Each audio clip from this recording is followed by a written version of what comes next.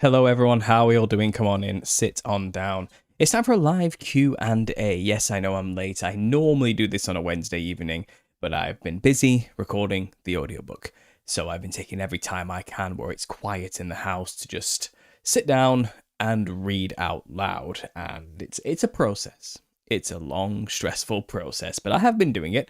And I did just release an hour of the audiobook so far from the first chapter, which looks like it's going to be a 2-hour chapter at this rate with the way it's going, but I have just released an hour to Patreon if you're interested in listening to the progress of that and what it will sound like. I know I haven't posted on Patreon in a while, but like I said, very busy kind of finalizing this book process. So more stuff will be coming there soon, I promise you. But for now, I just released a 1-hour clip from the audiobook just for my patrons. So you can go and have a listen to that. And maybe I'll play a clip today. I don't really know if I'm going to or not going to. I know I'm going to get straight back to it after this show anyway. But it's Friday morning. Yes, Fridays are my days where I have a chance to get some work done, basically. And I figured, well, if I didn't do a live show on Wednesday night, I should probably do it on a Friday. And I do enjoy doing these morning sessions because I get a different crowd than I would normally get. More people from England coming to join me, I think. More people from Europe coming to join because of the time zone difference. I know my people in America right now, you're probably just waking up. It might be 6 a.m. on the East Coast, or it could even be early hours of the morning if you're far, far over there on the West Coast. So I know most of them might not be in here, unless you've got some weird insomnia thing going on and you just can't sleep because of the horrors of the world. And maybe you're here with me. I don't know. Let me know if anyone here from America is with me. That'll be great to see. But yeah, you get a bit more of an intimate, weird session on these Friday morning sessions. So I figured, let's do it. Let's give it a go. So I'm talking to the morning staff. I hope you got your coffee ready if you are just waking up. I know I'm already 2 cups down for the day, as you can tell with my energetic spiel. But it's been a good week in terms of videos for this channel. I released one video, and it was dropped on Tuesday, I think, and it was a new addition to the Nephilim Clown series on YouTube. And for those who don't know, I know I've gained about 300 new subscribers from that one video alone. It's currently sitting just over 20,000 views, around about, give or take. I'm not totally sure, which is good, very good for a few days, and I'm quite happy with that. And for those who don't know, and you're wondering who the hell I am and what you've just subscribed to and what that video even was, that video is not in a vacuum. It was created within context to a very long-running series over many years. So the first episode of what you watched there was made in 2016. And yes, there are 46 episodes of the Nephilim Looked Like Clowns video series now. And the book, which was advertised in that, was started in 2023 and published in 2024 in July. And it was only the first half of all the research. And I'm about to publish the second half of all the research 2 years later, on the 28th of this month. So that's coming out very soon. And I kind of released that video just to kind of get the ball rolling again, because I am a conspiracy channel, and that is kind of one of my own topics. That's something I came up with in 2016 that I've kind of nurtured since, and there's been many people since then who have taken my work and made their own videos and done their own thing, some giving me credit, some maybe not giving me credit. But if you've heard the theory before, you've found the source. This is it. This is where it all came from. And I have obviously been trying to get it documented in paper format to kind of immortalize it so it can't just be removed from the internet at any moment. And that is about to be finalized. And I thought I'd release another episode just to kind of get that hype train rolling again, get people realizing that's what's going on, and that I'm producing more on that topic. And I'm not done in terms of making videos for the series. I just took a long break as I wrote the book. That's basically what's been going on. Yeah, I'm only one man. My focus has to kind of shift all over the place. And when it came to the Nephilim Look Like Clown series, I kind of stopped in like 2024 making any more episodes for it, just because I was focusing on promoting the book instead. But now that the book series is over, I'm probably going to do snippet readings from the book series and then add images to it and make more episodes for the Nephilim Look Like Clowns video series.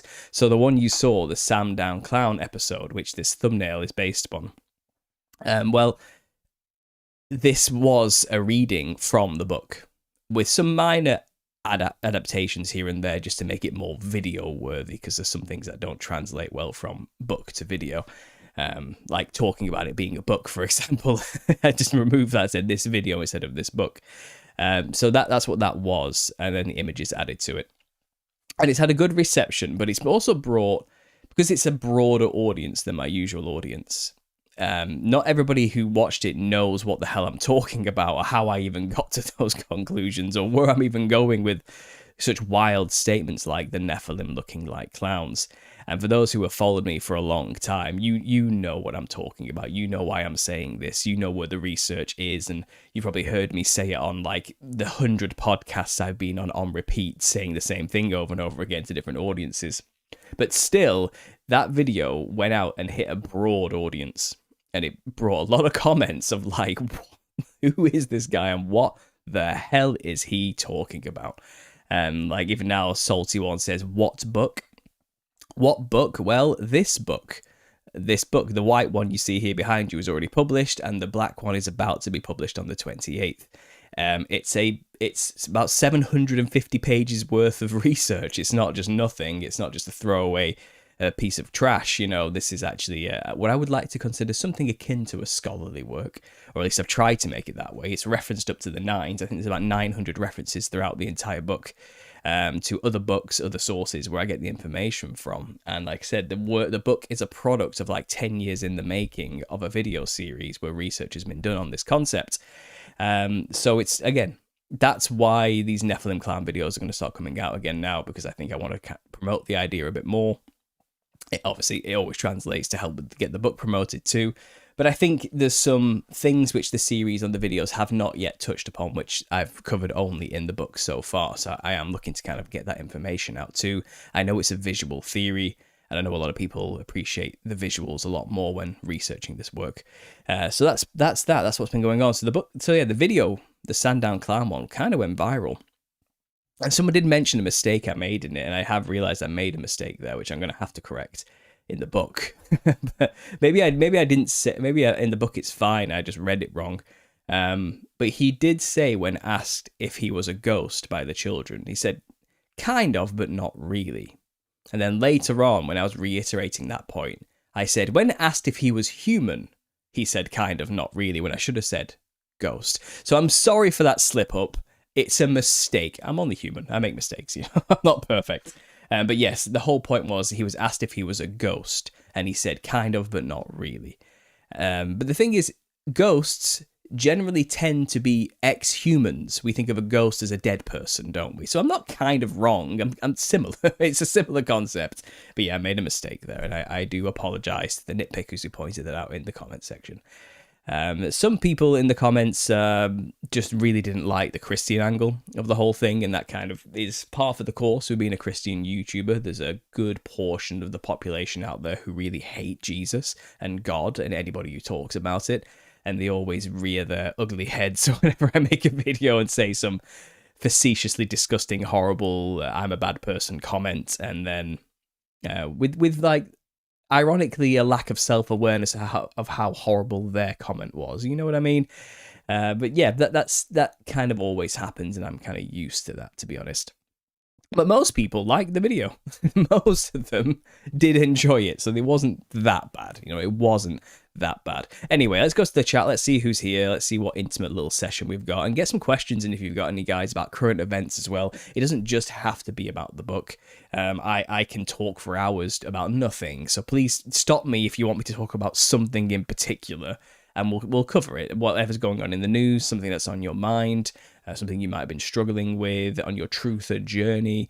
You want my opinion on any particular topic, I'll give it to you. I'm an open book when it comes to this type of thing. So get your questions in, guys. You've got me maybe for an hour and a half, give or take. As soon as my son's asleep, you might hear him crying in the background in about half an hour as he tries to go to sleep. But once he's out, I'm going to take that chance to read the audiobook, because it'll give me a room tone background noise that's very low.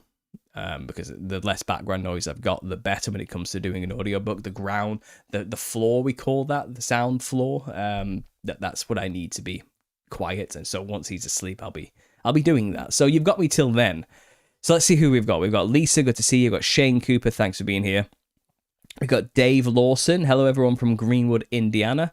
Blessed is the living God. Amen to that. Well, good. Thanks for being here, Dave. We've got Homegrown Sun. Good morning from Florida. It's 6 a.m. I know it's early for you guys. We have Flirry, 5 a.m. here in Chicago. Super Kruger, lunchtime in the Netherlands. That's right. It's almost lunchtime here as well in the UK. We've got some Australia peeps here. We've got Swagger Swords. We've got Carole. We've got Scuba One. And we got Nope. We got Salt Billy. We have Salty One. You should offer a deal for those buying both editions, part 1 and 2, says Homegrown Sun. It's all done through Amazon, so the price is the price. Amazon don't do deal options, so no, I'm not going to do that. If you do buy like a signed copy from me directly, and you're buying both, maybe I can chuck a discount in for that, you know. But if you're buying where the source is, which is Amazon, I can't control deals. I don't make deals. Amazon do all of that stuff. I just set the initial price. That's all I can do. And then they put offers on without even me knowing. They'll reduce the price themselves without me knowing if they think it'll help sales. And they do all of that. So I can't do that. I'm sorry. I really appreciate your work. Thank you for your time, says Dave. Well, thank you. I appreciate that.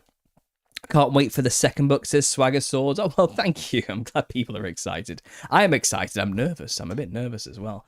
Because it's I'm putting myself out there, I'm putting my artwork out there, you know, and the first one got a really good result, like 300 reviews, 4.7 average, got a 4 on Goodreads out of 5, which is pretty good for Goodreads, if I do say so. That's a brutal platform for reviews. So the first one had a really good reception. Hopefully the second one will get just as good a reception. It may not.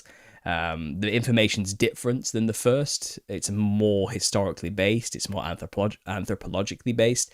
Some people may think it's a bit drier than the first, but the back end of the book is all about the modern mainstream media stuff and the arts and the music and the film industry. So that kind of spices it up for the more mainstream audience, I guess, who need pop culture references to stay engaged. I personally don't care about that kind of stuff, but I've had to write about it.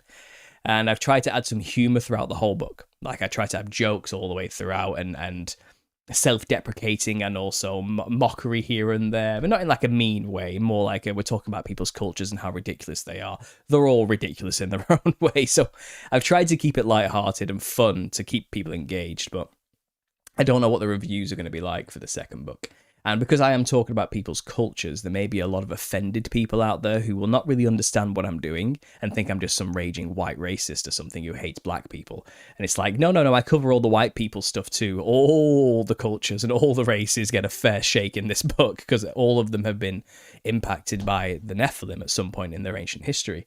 And they have echoed through to today's rituals, which is the point of the book. And I've tried to reiterate that so many times in the book, that this is not about white supremacy or any kind of race supremacy. It's about Christ supremacy. Let's remember this, okay? Which transcends all that kind of stuff. And no matter how much I've tried to prerequisite that point throughout the whole book over and over and over again, some idiot somewhere is going to leave a review calling me a racist. I just know it's going to happen. And they're wrong. They're just dumb. They clearly don't have an ability to understand context or nuance. That's all the truth of that matter really is. So I've tried to preempt it so many times that you would have to be dumb and have not read the book to make such a comment. That's what I'm going for, okay? But we'll see. And if they do want to call me that, then let them call me that, whatever. They're wrong anyway, I don't care. That word has no meaning this day and age, really, does it? Awake After Morning, we got Lynn Zeke. Good morning, everyone. We got Ginger Buchanan. Paul, for all those in the States, next weekend in Grand Junction, Colorado, is a benefit for 4-year-old named Weston battling leukemia. Try to attend if able. Okay, well, there you go. There's the announcement. No AI here. It was just fine. I'm not sure what that's a reference to. Are we talking bloodlines and Nephilim? Said Leon's Fix-It Shop. No, I'm not. No, it's not about like whether a race is a descendant of a Nephilim or not. My work, in fact, does not go down that route because I think it's pointless. I think it's a fruitless, useless discussion that leads to nothing good and will just end up justifying genocide because that race over there are demons. You know, that's a stupid way of doing things. I don't think it works like that anymore. I think pointless genealogies are a useless, fruitless discussion. It's about culture, not blood. Okay, and my book is basically pointing out a lot of these cultures of all races on all continents have the same rituals and the same costume styles because they're all trying to do the same thing. They're trying to evoke the spirits and they want to channel them. Okay, that's what my book is trying to say. And it doesn't matter what your skin color is or your bloodline, they all do it. Okay, because the costume is a tool that can be used to channel spirits. And it's what we call in the West a clown costume, basically. But our clown costume in the West is like a really cartoonified caricature of what they wear. So it's not the same, it's different, but it is pretty much the same in aesthetics. It's white face, multicolored clothing, red lips, a wider mouth, a multicolored, colorful headdress, like clownish red hair, often a ruffle as well, large shoes, large hands, sometimes on stilts. It's all the characteristics of what we would call a circus performer or a clown, but they call it something sacred, like a manifestation or representation of the ancestors or something like this. And again, that has nothing to do with blood.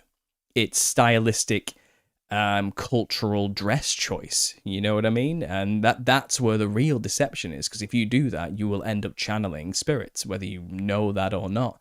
Which is why practices at Halloween, for example, can be quite dangerous if you're not careful about what you choose to wear. You will, if you end up clowning yourself up and getting those aesthetics worn during Halloween, you will inadvertently be inviting in the spirits of the Nephilim. That's what you will be doing. And I know that as a fact, because that's what they're all doing on these continents as a real religious practice. Just because we're ignorant of that and we don't mean to do it doesn't mean the consequences won't be the same, you know. So that's basically what I do. And anybody who's taken my work and tried to make it about ginger people or black people or something, it's like, well, you're an idiot. That has nothing to do with what I'm saying whatsoever. Nothing at all. And they often blend in like science, evolutionary theory mixed in with it in eugenics. And it's kind of like, I don't even believe any of that. I'm literally a Christian literalist. Like, I don't think we evolved from monkeys or there's a missing link Neanderthal thing in between or anything like that. I think we were created in the image of God not that long ago, and that the history is not that long. And I think there have been minor adaptations to environment in that time, but nothing like one species or kind turning into another species or kind over millions of years or any of that nonsense. So I just don't buy it. Like, I'm not into it. I just don't care about that. And I think my book, my work is biblically, historically based. It just is.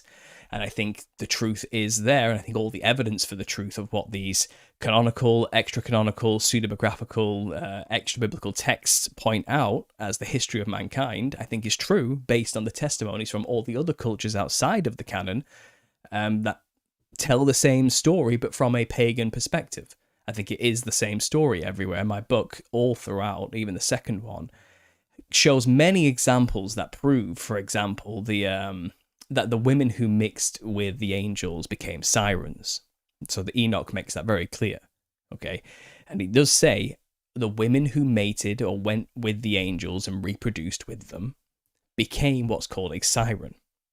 And that actually is echoed on every continent. They all have a myth where some lady becomes a snake, serpent, mermaid, water goddess of some kind because she suffered some horrible tragedy, but also at the same time was having sex with some kind of hybridized angel creature. And I'm not joking, that happens a lot. Two examples, which I've just actually talked about in the audiobook I was just recording, so it reminded me, is there's a North American, I think it's the Algonquin cultures of the Northeast, I think. I could be wrong here, I could be getting this wrong, but it is in the book. But basically, the story goes that she married what she thought was a god, a powerful, mighty hunter, and a supernatural being. It turns out it was just this weak raven-like hybrid man, I'm not joking here, who ate fish, okay? So she ended up feeling trapped in a deceitful marriage with this hybrid angel thunderbird raven god that can control the weather. And I'm not joking. This is what the story is. And her father finds out about the deceit and steals her back from this hybrid angel birdman god thing, okay? And he gets furious and chases after her and the father and his friends who took her. And he finds them in a canoe in the middle of the ocean. And he causes a great storm with his wings that starts to like throw everyone around, and the girl goes overboard and holds on to the side of the boat, and the father hacks off her fingers so she'll let go of the boat so it doesn't capsize, and she goes to the bottom of the ocean. She then is turned into a serpent hybrid snake goddess of the ocean who has a vengeful nature towards mankind from then on, and many stories and myths have been told about her. I think this is an Inuit story now it's coming back to me. Have been told about her basically now, and they do a lot of rituals to appease her and to give food and everything, and to to bring lots of fish to the area, because they're worried about pissing her off basically. But that is a woman who had sex with an angel, a bird person, a raven person, a feathered winged hybrid monster, basically becoming a siren, exactly as the Book of Enoch was talking about. Now let's think of Echidna as well in Greek mythology. Echidna, known as the mother of monsters, birthed many abominations with her husband, Typhon, the sea god, the sea serpent. Okay, so a sea dragon. And that's the story. She literally becomes this two-legged, snake-legged lady who's a beast in her own right, who gets given a golden underground palace to live in, and is basically just a broodmare for monsters, as this angelic dragon monster from the sea comes and has sex with her every now and then just to produce another monster. And one of her children are the Gorgons, which are quintessential clown-like Nephilim creatures when you actually look into the way they look. And that's this tale. She was a woman who had sex with a sea serpent and becomes Echidna, the mother of monsters, and is turned into a snake lady herself. And I think the whole point of this is, in order for these human women to be able to birth giants and not die, they need to be changed genetically. And it seems like all the women who do have sex with angels are genetically changed.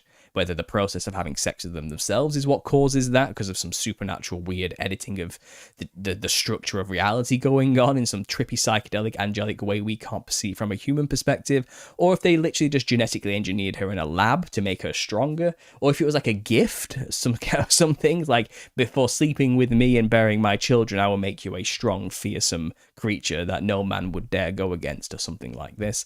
I don't know. Or if it was a punishment by God, but I don't think it was. I think it was a consequence of having sex with the angels, the Watchers. It genetically changed the women and turned them into these hybrid creatures called sirens. And again, that story is echoed a lot.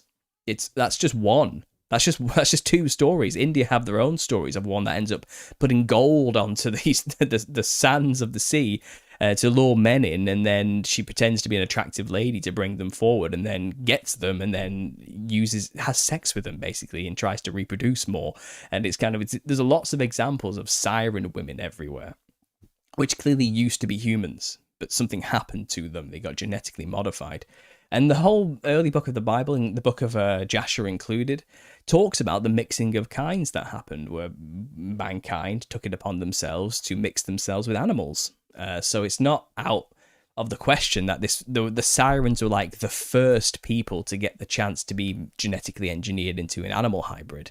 And then once all the Nephilim were dead before the flood, mankind said, okay, well, let's all of us do this. Let's all take the knowledge that we can get from the Watchers that are still left, and let's engineer ourselves. Like, instead of creating hybrid giants through this other means, like having sex with women, which is messy and the consequences are too great from God's punishment, let's just genetically engineer ourselves like the sirens did. So maybe that's what happened. It's blurry, but the evidence is there that it did happen. Whatever you want to say about it, it clearly happened, because all of the Earth's histories talk about it happening, and we have the cryptid phenomena still around today, where we find weird creatures still being seen and discovered all over the Earth, everywhere, and mythos about certain areas and forests and lake areas and everything where these creatures dwell, which are hybrid animal-human monsters, like Mothman or Birdmen, Spider-Men, like lizard men, fish people, bird people, like the harpies. These are all hybrids, Tauruses, centaurs, horse people, bull people. Where do you think they all come from? Well, they're humans who have mutated themselves with animals. They are X-Men. Literally, they used to be men. And it's possible either they've lived this long because their genetic engineering has prolonged their life, and they are in hiding because they don't want to die because they know humans will just kill them, or they have reproduced in some respect, and the numbers are small, but they have a fertility issue, which is why they're always trying to basically steal the semen of men, like lure them into the sea and stuff to try and continue birthing more of themselves and their own kind. I don't know. A lot of speculation there, but it's clear they do exist, they are around, and there's many myths and tales told about them. So really, my book is always trying to prove the biblical account and the account of Enoch is true, and we can know this because the evidence is in all the other cultures outside of the canon. It's there, it backs it up, it's complementary, it's supplementary to back up the tale from Enoch. And the only the difference of Enoch is that it actually clearly states what happened and why. All the other stories that we look into from other religions, they don't care about that. It just is. And they have all these wacky stories that make no sense to explain why these things exist. And it sounds like, well, that just sounds like the story the monsters told you to justify why they're there, so you won't ask any more questions. Every time it's like, that's how deep it goes, really. That's not an answer. That's a nonsensical nothing that doesn't actually tell you step by step how they were made and how they got there. Enoch does. From start to finish, it explains everything.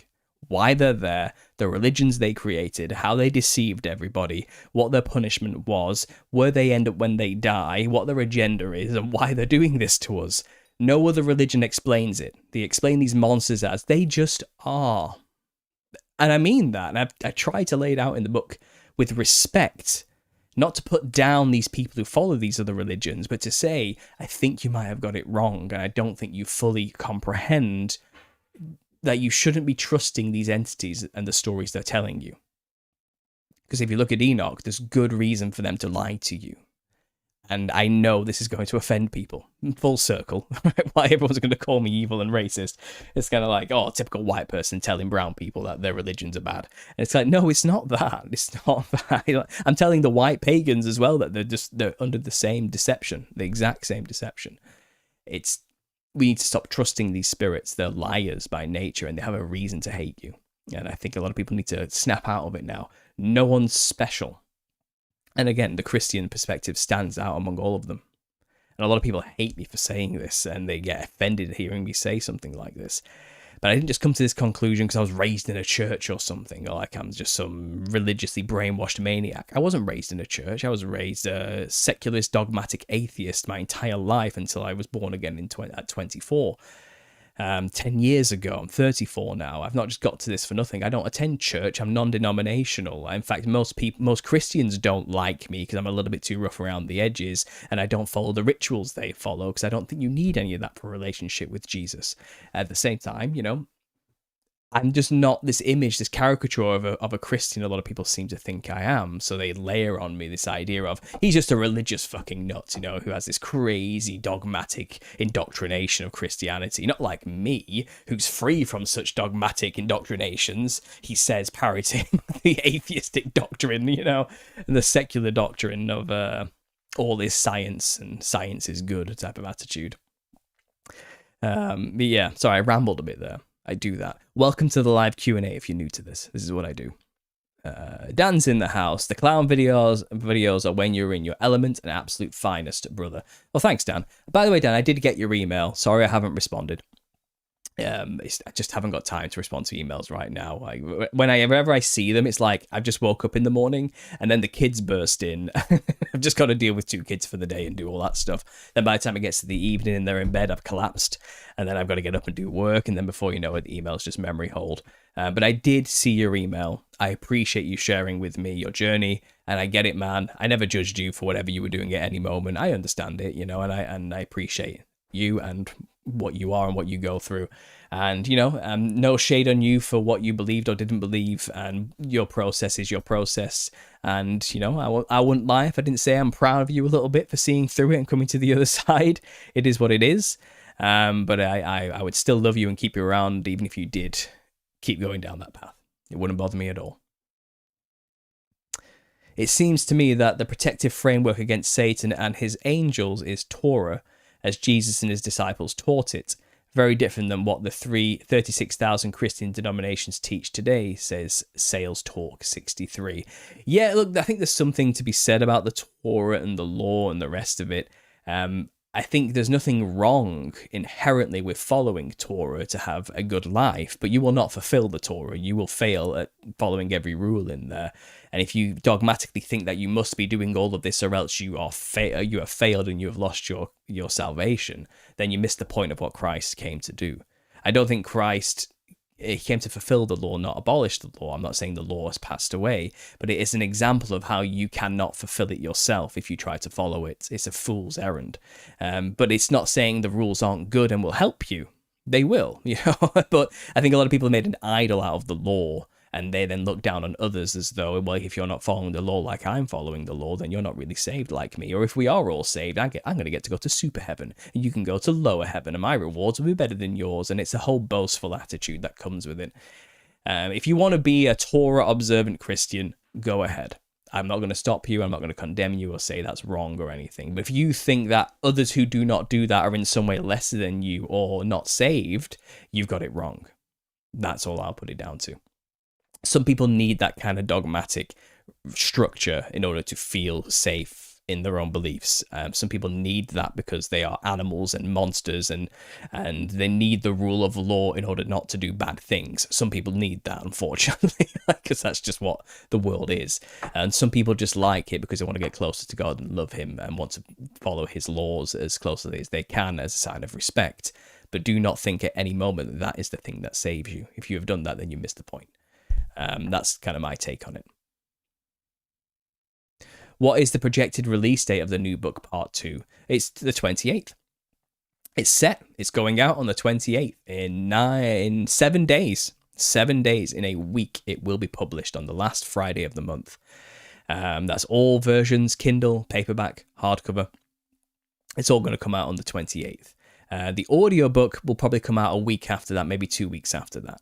I'm doing the audiobook now as we speak, but the book itself is coming out. There may be a release of a second edition when the audiobook comes out that will replace the first edition that's going to be being sold in the first 2 weeks of sales. Only because when you do an audiobook reading, some things get changed slightly just to make the flow a bit better.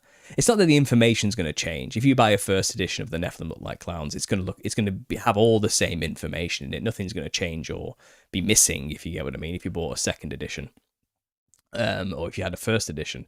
But what will happen is some sentences might get restructured a little bit. Just because it's easier to say, and I want the audiobook to match what's in the book itself.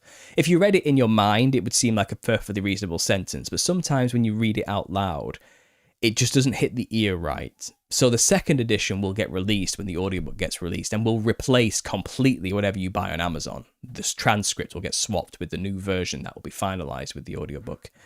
So if you're interested in getting a first edition, buy it in the first 2 weeks. Because once that audiobook gets released, that version will never exist ever again, okay? There may be the odd mistake in the first one, that's like a hidden Easter egg, but nothing major, maybe a capital letter here and there that shouldn't be there or something. Going through it, obviously because I've been reading through it, so far I've had very little mistakes, if any. Maybe a comma word, there shouldn't have been one or something like this, but that doesn't really change much when it comes to readability. So yeah, that's the process. The 28th is when the first edition is going to come out. But then if you wait a couple of weeks, the audiobook will come out as well. So there you go. There's the timeline. Today on Gingers Don't Have Souls. Oh, that's so original. Never heard that one before. In a way, could Jesus have been a Nephilim? In this case, his father was God, so there's no side effects.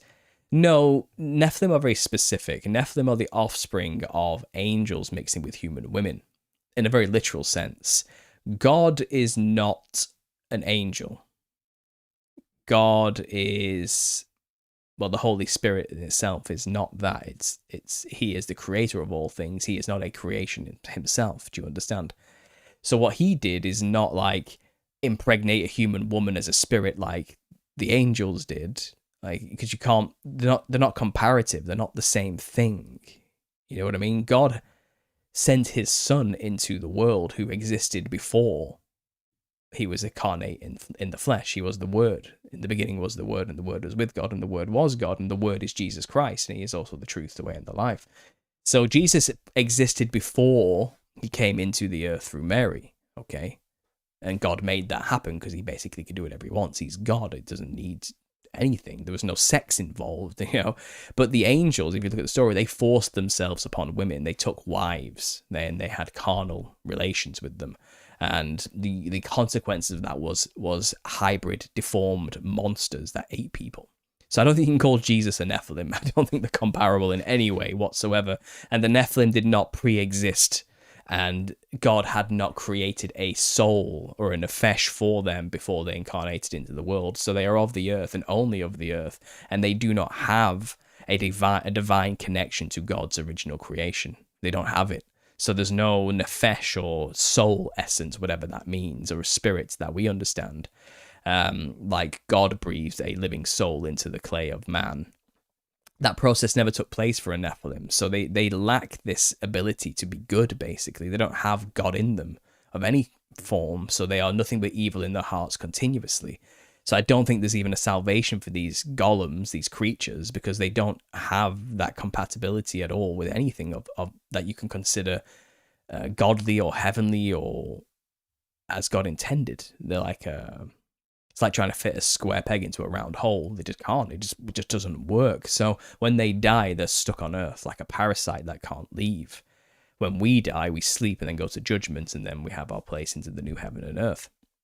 They don't have that. They're not afforded that, and they can't be. They were never supposed to exist. They are not compatible with God's creation and operating system. They're a virus within it, to be honest. They're an alien daemon. Like, they're not supposed to be there. They're an information packet that does not operate on the system that was God created. So they're incompatible with what comes after as well. The updates, for example.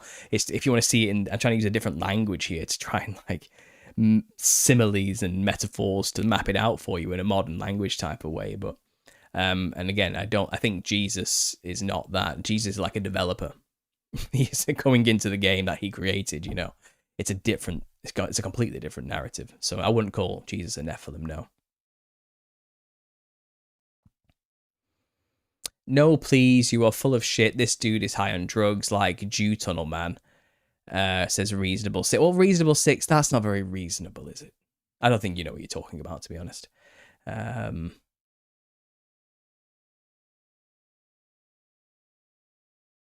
love the block option, says Ginger Buchanan. What's the block option? I don't know what that means. Mutant Jewish Ninja Turtles. Okay, well, you're not being very serious, are you, man? Fair enough. Like, I don't think you're here to have a conversation, are you? Yep. Love from Surrey. Paul, recently discovered your channel, and it's one of my new favourite channels. Massive respect. Surrey, so someone from England. That's wonderful. Well, hello from the Northwest. Good to see you from one of my southern brothers there. You don't need any of it. Was raised in the church, but found in myself years after leaving, says Dave. Yeah, I know. You don't need the ritual to have a relationship with God. You don't need any of it. Some people do. Some people do need that in order to feel like they're taking it seriously, I guess, or something like this. I come from a very rare stock of Christians where I had visions and experiences that were so hyper spiritual that I can't really not have faith or not believe. So I don't need to prove it to myself, you know what I mean, or do any ritual to make it stronger or weaker or anything like this. Like I know, so I'm locked in. God has me, you know, and I do everything I can every day to be a good and faithful servant. And I'm always in communion. I'm always praying to him and in conversation, and I'm always testing any spirit that comes my way, and I'm always trying to correct myself and grow and get stronger in him and be what he wants me to be, has he created me to be. And every day he's doing work in me, and I know he is. And I think some people get that through the church. I'm just not one of those people. And that's just me. I know it's not for everybody. I'm not saying my way is the only way or the right way. I've never said that. The last thing I think Christianity needs is another denomination, to be honest. That's the last thing I think it needs. Please, legend, I don't speak English. I'm studying, but I don't understand very well. Sorry, Silmara from Brazil, says Cecil. I'm not sure what you just said there, but you don't need to apologize to me. And I think... Is Brazil Portuguese or Spanish? I'm sorry if I got this wrong. I think you're Portuguese, isn't it? My book is translated into Portuguese. I know it is. And the second book will be as well.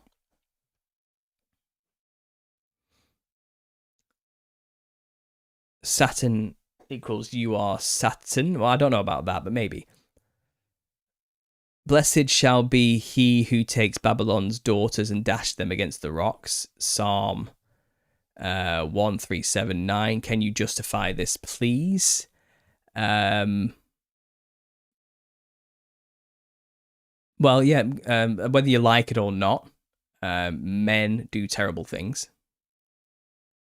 And a lot of the times men do things that they think offer God, which may not be what God would want. But at the same time, I think there's a brutal truth about the Bible. I think people need to realize God kills people. He does. He is God. Okay, and we are the creation. I'm okay with it. It happens. Sometimes righteous judgment comes with being killed. He sent a flood to wipe out mankind because it grieved his heart that he had made them because of the wickedness that was on the earth. The blood that was screaming out from the ground up to the angels, pleading for justice, made the angels listen and quiver with fear and go to God on their behalf and say, God, will you please do something about the suffering of the earth? The blood of the dead and the condemned are screaming up to us with anguish for righteous judgment. And God did. He gave a righteous judgment. But he gave mankind plenty of chances to repent and turn from their ways and stop doing the horrible baby sacrificing stuff that they were doing. And unfortunately, when it's cultural like that, the children will become more of the same adults doing the same thing. So when that happens, if parents do not repent, turn from their ways and raise their child in the correct way, then that child will grow up to be another human child sacrificing person who will do heinous acts involving working with demons and witchcraft. So in that time, in order to save humanity and to stop this from happening, war phrases like every man, woman, and child existed. And that was a language choice that was used common in the time to say, leave no trace of that civilization behind, because if you do, it will not stop. What they do will not stop. It will continue. It's generational. So there's your justification. And yes, it's sad. People die. But sometimes righteous judgment comes with that. And even in this day and age, sometimes you look at the horrors going on in the world, and I think we're too soft on the people that perpetrate them. You know, you're applying modern sensibilities to a past context, which you can't do. And I'm sorry if it offends you, but that's just life. That's reality, unfortunately.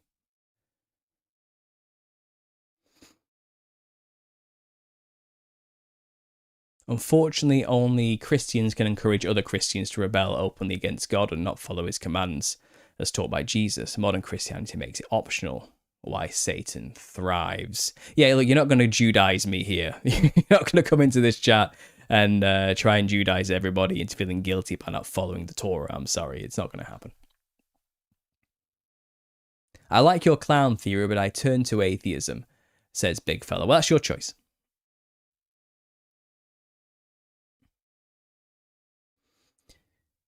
It's 4 a.m, mate. Let me sleep, says his Gramatree. You can go to sleep. You don't have to listen to me. You can catch up later, you know. You're not obligated to listen to me. But for my British people, it's lunchtime. So, you know, this is, they're having their sandwiches, maybe the, I don't know, cheese and ham sandwiches, or maybe a bit of onion on there or something. I don't know. Maybe you like putting pepperoni on your sandwiches with some lettuce. Or maybe I don't know, you're having your lunch, you're having your coffee, you're drinking your tea, and you're listening to some guy ramble on about nonsense, you know. It's a shame we can't talk freely, openly, without fear of offending someone. Oh, well, you know, I've been doing this for like 10 years, maybe longer. The channel was made in 2014, so 12 years, okay. I'm not scared of offending people. You are going to offend people. If you have an opinion, you are going to offend people. There will be people who do not agree with your opinion, and not only do they not agree, they're mad about it. And you cannot live your life caring about that. Well, nothing would get done and no opinions would ever get said, so that's the way I see it. Jesus didn't come and tell him to cut the crap and be nice. I recently had someone poo-poo Christianity but entertain blood magic. Funny stuff. It's always 2 + 2 = 5, seemingly, says Master Templar. Yes, Magister Templar. Unfortunately, because of the actions of the churches on the earth that supposedly represent Christ, because of what churchianity has done, and the horrors and atrocities they have committed, and the lies and the cover-ups of, let's say, pedophilia within the Catholic Church has done, and the dogmatic ostracization and rejection of people, and the looking down upon, and the cultural Sunday club attitude that goes on within churchianity that repels people and puts them off and keeps them away from God. A lot of people have turned away from God thinking the church is a representation of Jesus. Unfortunately, it is not. It has nothing to do with it. And churches today, especially the 501c3s that are intimately linked with taxes and the world itself, are not true representations of a relationship with Christ and what it means to have a relationship with Christ or be what you call a Christian, quote unquote.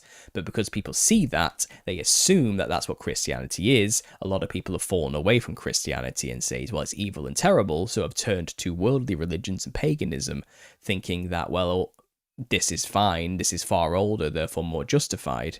But it's just not the case. You know, there's no more popular pastime for Vikings than converting to Christianity. that's what they all did for good reason, because the old ways are severely flawed and are not conducive to a productive, happy lifestyle, unfortunately. And again, that's probably going to offend people, but I don't care. I'm locked in, God has me. Is that a quote? Did I say that? I think I just said that, didn't I? All his judgments are righteous, exactly. So that means he's not all loving and the Bible is wrong. No, he is. He's a righteous God that knows love and patience. But he also, righteousness comes with fair judgment. And judgment comes with punishment, unfortunately. It just is the way it is. Without righteous judgment and a fair punishment, then God is not loving and righteous and just. You know, you cannot be righteous and just without being a fair judge. And the judgments that came upon the earth, I think, were extremely fair when you look into what was going on. And that's what a real loving God does. He doesn't just be kind to everybody all the time and tolerate evil. Wherever there is evil, it's antithetical to God, who is good. Therefore, he will judge evil accordingly and remove it accordingly. This is the problem. It's like you say, oh, God, why do you allow such evil to happen? So he sends a flood. Oh, God, why did you do that? That was terrible. It's like, well, what do you want?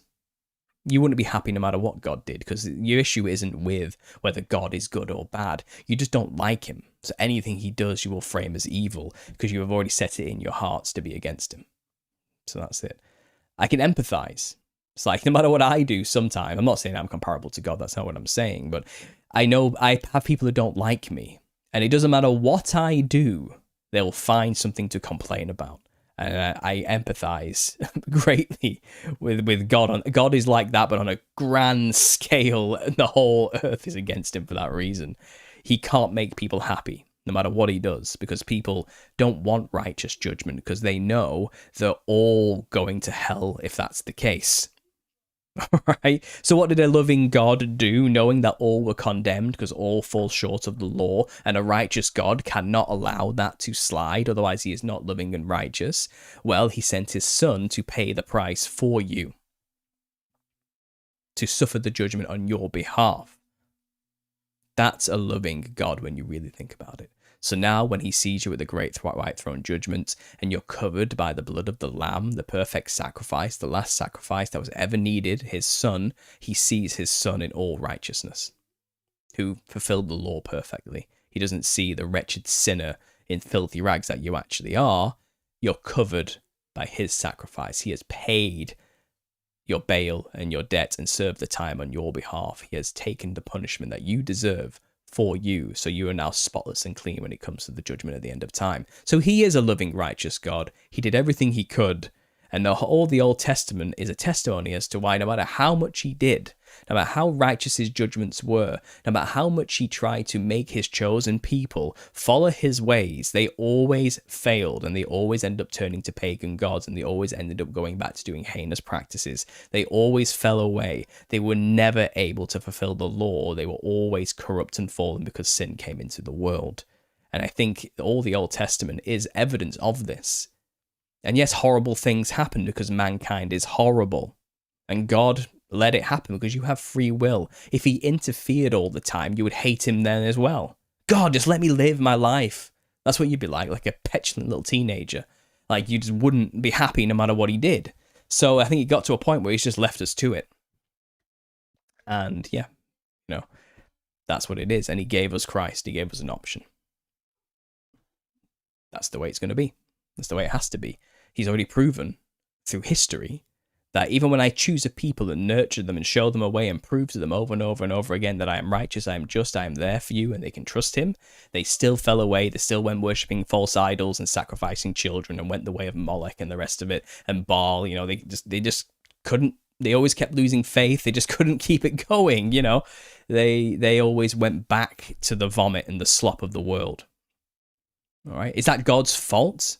That he let them do that. But he kept enough of his people in line for long enough and did not forsake them long enough to make sure that they remained pure and uncorrupted to the best they possibly could, so they could bring the king into the world, the Redeemer into the world through them.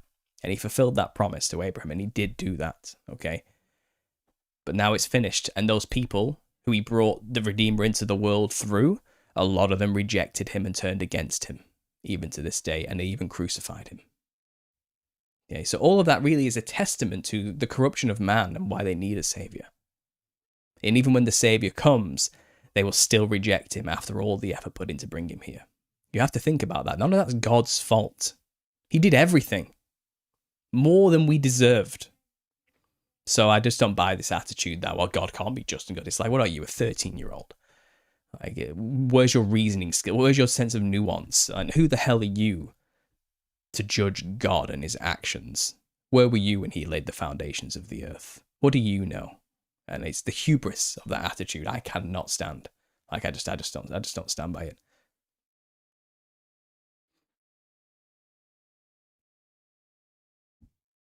I like you, Paul, no hate here, but if God is all powerful, why couldn't he make us happy all the time? Why make Satan an evil? That's not what he did. And why do you think the point of existence is just to be happy all the time? If we were happy all the time, we'd burn things to the ground just so something happened. We'd get bored, okay? And you don't grow by everything being easy all the time. You don't learn anything when everything's perfect all the time. You don't have any tests of character or who you truly are unless you've come up against some kind of hardship or some kind of issue or something that you have to overcome. You never gain confidence. You never gain anything positive without having to go against negative first. That's just reality, unfortunately. Like, not even unfortunately, necessarily. It is what it is. Life, the meaning of life is not to be happy all the time. It's to find meaning and purpose and a sense of self.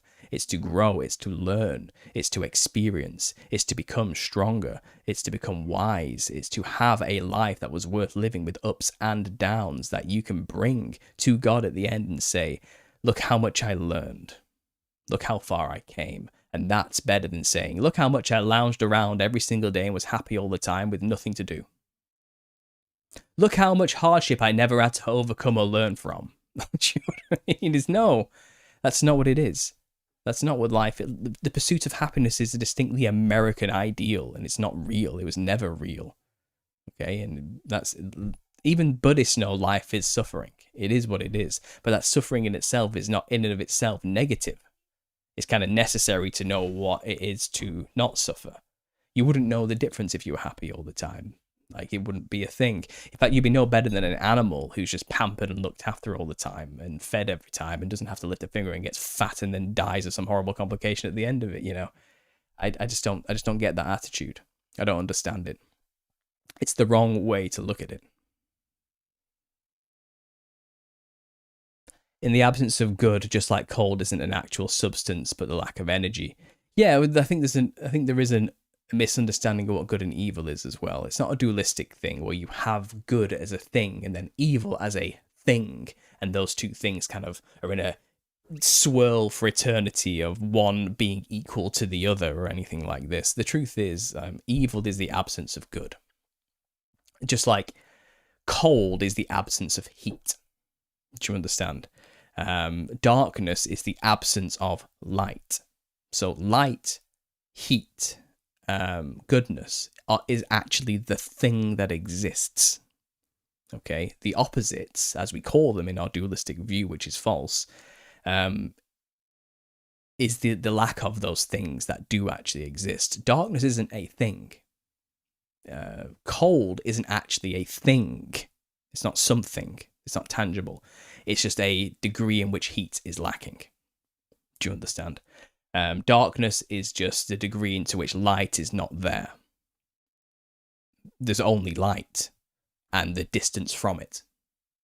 So when you look at existence, there is God, the creator of all things, and your level of happiness, darkness, depression, anxiety, negativity, all things not good, as we describe them, is your distance from him. And hell is the furthest distance from God that you can be. That's what it really is.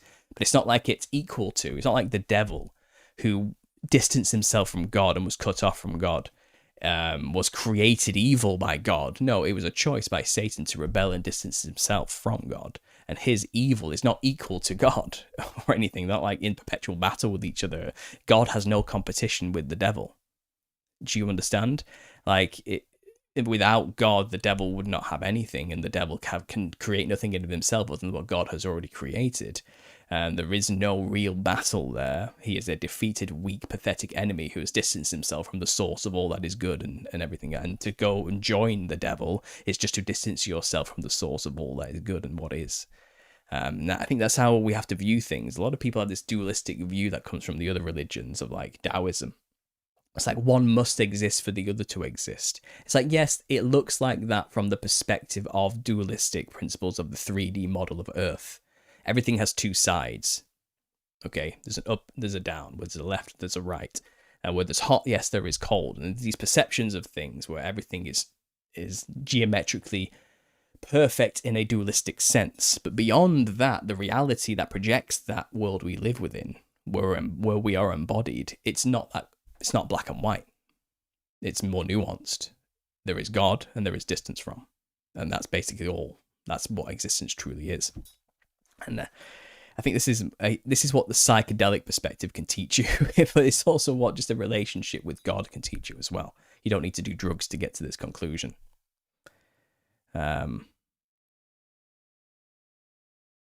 I went off on one there, didn't I? If we only had good, how would we know what bad is? Yeah, there is that too. There is that too. You that one will not exist without the other necessarily. But again, I think that phrasing's wrong, because the truth of the matter is, a concept of bad only exists because there is good. And what we call bad is just distance from the good. And the further away from good you get, the more it starts to be less good. So we call that bad. But it's not a thing in and of itself. It's a lacking of something, which is God. Do you understand? Like that's what it actually is. But again, our language is limited, especially English, to try and translate such concepts. So when we do, I end up sounding like some kind of new age guru I sound like Alan Watts, you know what I mean, trying to relay this. But that's not what I'm going for. It's just the limitations of language to explain these concepts, which other cultures do understand quite well and integrate in society. From a Western perspective, these are like gooey concepts, and the West deals in rigid blocks. And even the Germanic languages like English are very categorical. And we lack certain words to convey certain ideas that other cultures have. So our language can be very limiting sometimes to try and explain or express these spiritual concepts. And I try my best, but it comes across as janky. And it's more something you kind of have to experience and see and know to grasp. But I'm trying. I'm really trying here. It's tough. It's tough.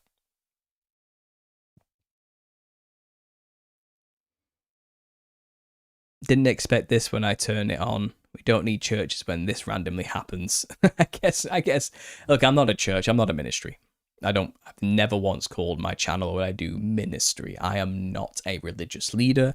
I am not the leader of a church. I'm not a pastor or a preacher or any of the sorts. I'm just a guy who doesn't know when to shut up. And I have a YouTube channel and I have some interesting theories and ideas and I like to talk and get them out.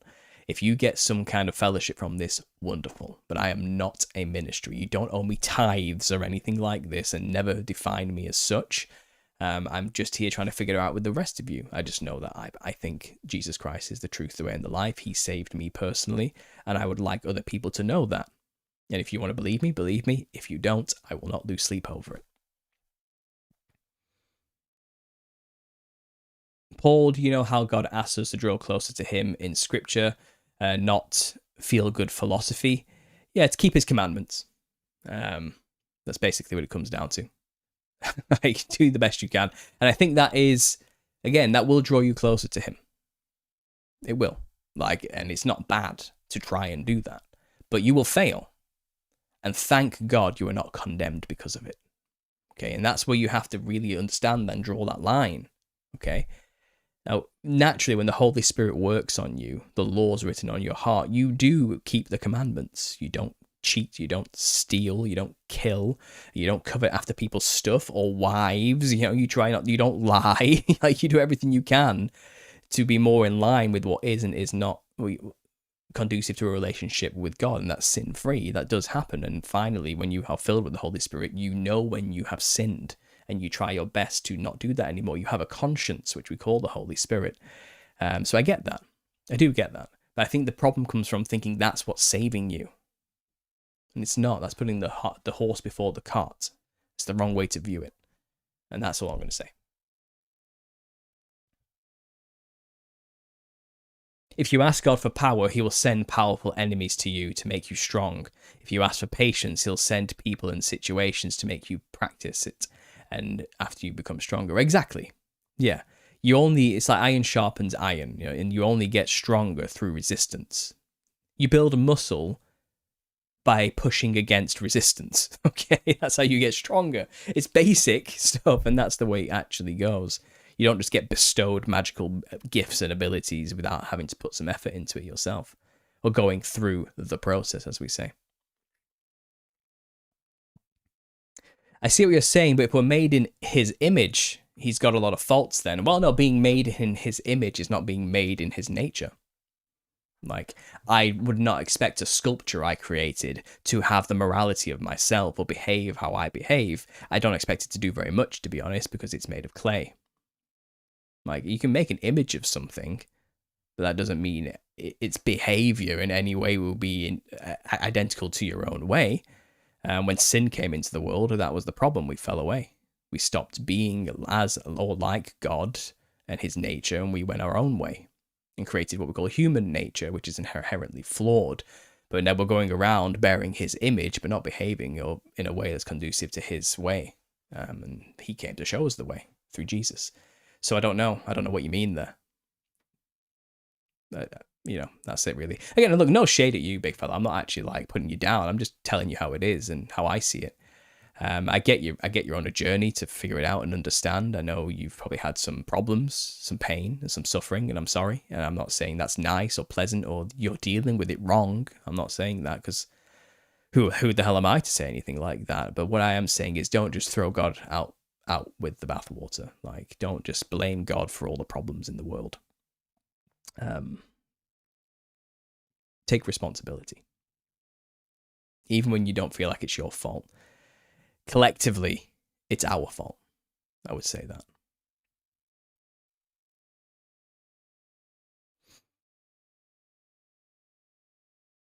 Keep up the good work. You're very encouraging, mate. God bless, says Swagger Swords. Oh, thank you. Thank you. I appreciate that. I'm glad you like whatever I'm saying here and whatever I'm doing. I'm trying. I'm going to take a quick break, guys, because I'm on the hour. I'll play a commercial for you. It's the Halloween commercial for my book I made last year. I'm excited to be able to play this one again. I like this one. And I'll be back in 3 minutes. I'm going to get a drink of water and get any questions in that you might have. We can keep this conversation going this Friday afternoon. I'm going to have some fun. And then I'm going to have to get going and I'm going to have to get on with the audiobook. But I'll be back in 3 minutes, guys. So enjoy this.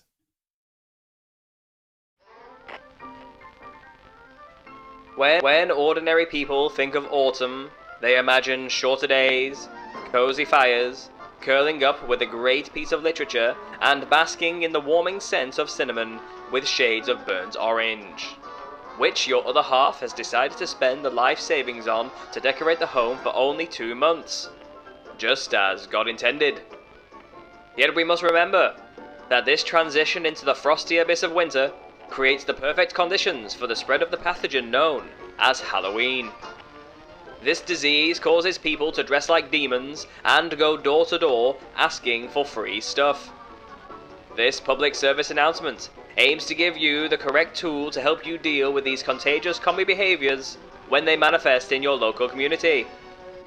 First, you'll want to arm yourself with multiple shots of the best-selling paperback on Amazon called The Nephilim Looked Like Clowns.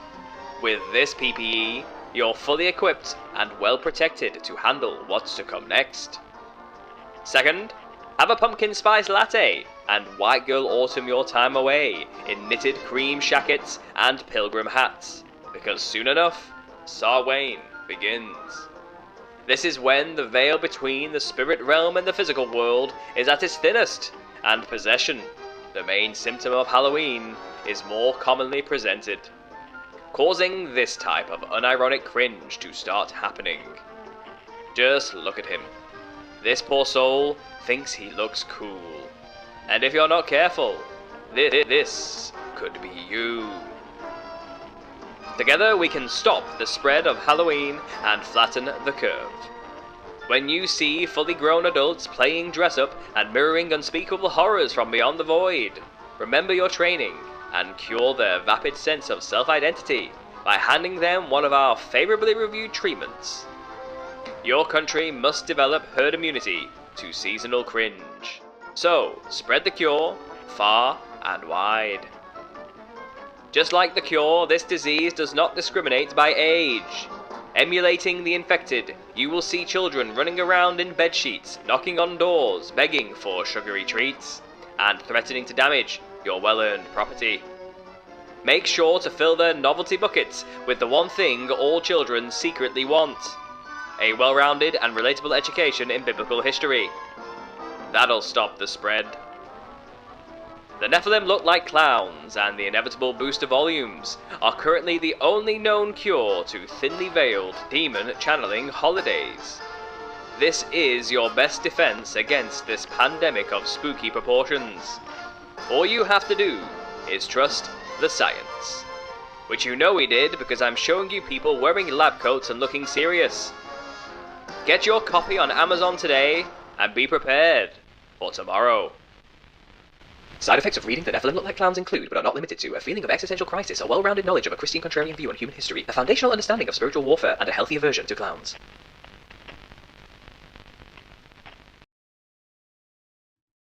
And if you're not careful, this could be you.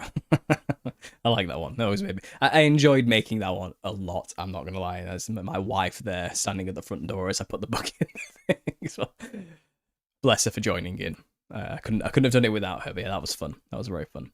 And don't get me wrong, I do enjoy the fall aesthetic. I like the warm colours. I like the oranges and the pumpkin stuff, and I do like the cozy atmosphere. I'm not like against autumn or anything like that. But the ritual thing of Halloween, it is what it is. We have to point out for what it is. And I just thought it was fun. I enjoyed making it. No, I enjoy that one.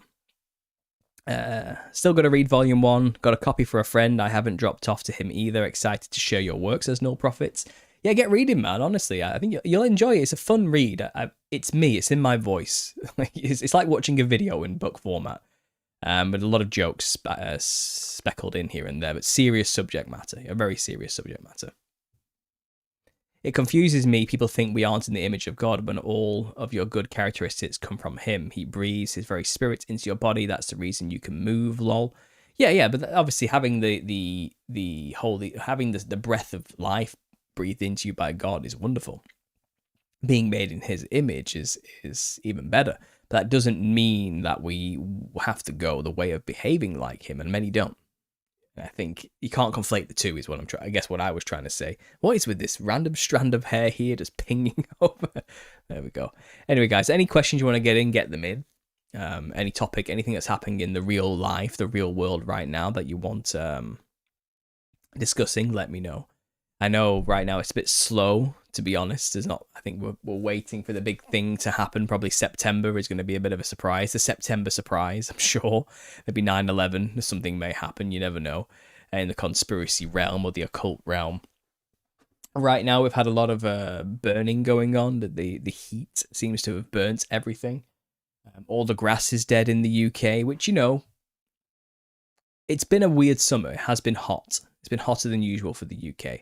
And I know the spin in this is like global warming is killing us all, which obviously isn't true. They've done this to us through weather technology to frame it as global warming. That's probably more likely the truth. I think all that decades of spraying and the rest of it is finally paying off for them. And they've definitely cooked this country and drained our resources and our water. And I think they purposefully not watered anything to make it seem even worse, to try and fuel that net zero carbon free narrative that they're pushing through the EU and the United Nations and the rest of it, to try and get us to that agenda of you'll own nothing and be happy and eat the bugs and the rest of it.